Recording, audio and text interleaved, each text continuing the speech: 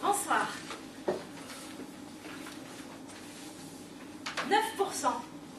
9% des Français sont engagés dans leur travail. Est-ce que vous faites partie de cela? Ça ne fait pas beaucoup. Donc, ce soir, mon rêve, c'est de participer, comme le petit colibri qui amène sa goutte d'eau pour éteindre le feu, comme parfois il y en a ici dans les calanques. J'ai envie de participer, amener ma goutte aussi à notre univers pour rendre les gens plus heureux dans leur travail. Et pour ça, j'ai choisi le métier de conférencière. Donc c'est aussi pour ça que je suis là, pour m'améliorer. Et de coach d'entreprise libérée. Mais libérée de quoi? Eh bien, je vais vous le dire en 3 points.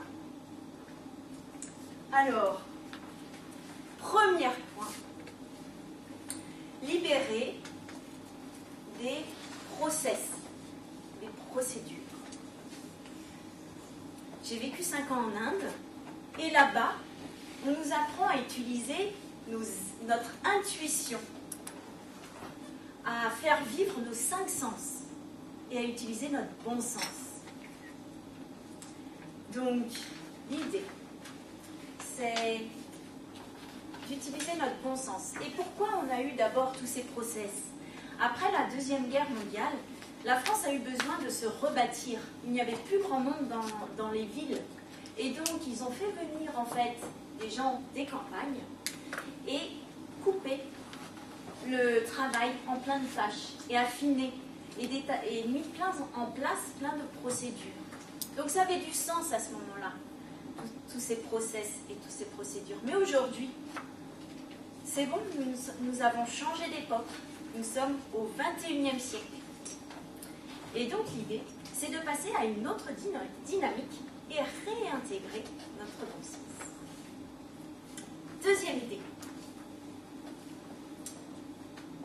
Libérer de quoi? Libérer de la hiérarchie infantilisante. Et libérer du contrôle qui démotive. Une petite anecdote. Je rencontre un chef, Lionel, de la région Rhône-Alpes. 600 personnes comme équipe, dans ses équipes.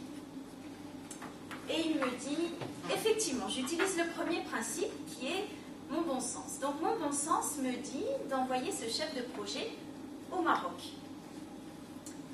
Mais par contre, je regarde les procédures et là, on me dit non. Parce qu'il faut attendre un mois, parce que, etc. Et là, c'est trop tard.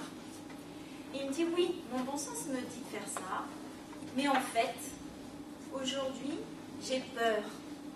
Et ce poids du contrôle, eh bien, en fait, m'interdit, et ce poids de la hiérarchie m'interdit de faire ça. Et je ne suis pas dans un environnement de confiance.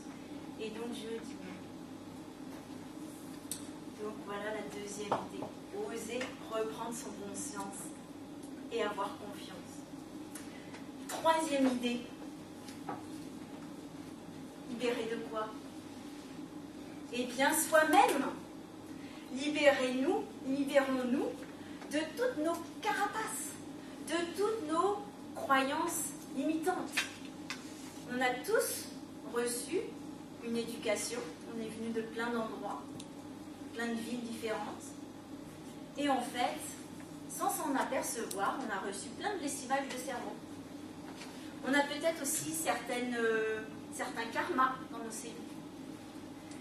Et donc là, l'objectif, pendant toute notre vie, c'est de nous libérer de toutes ces vérités qu'on nous a inculquées et en fait, peut-être, qui ne correspondent pas vraiment à qui on est aujourd'hui.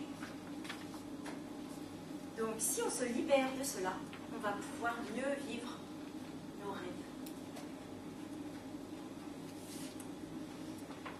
Donc, oui, c'est possible de se libérer donc de la hiérarchie infantilisante, des procédures, de toutes nos vérités qui en fait ne correspondent pas à nos rêves. Et pour cela, en Inde, on dit « everything is possible ».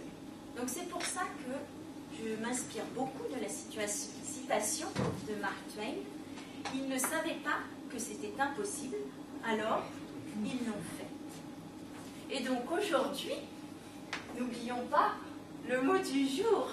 Vous êtes tous des initiés, et oui, vous allez tous pouvoir prendre ce chemin initiatique pour aller vers cette libération. Merci.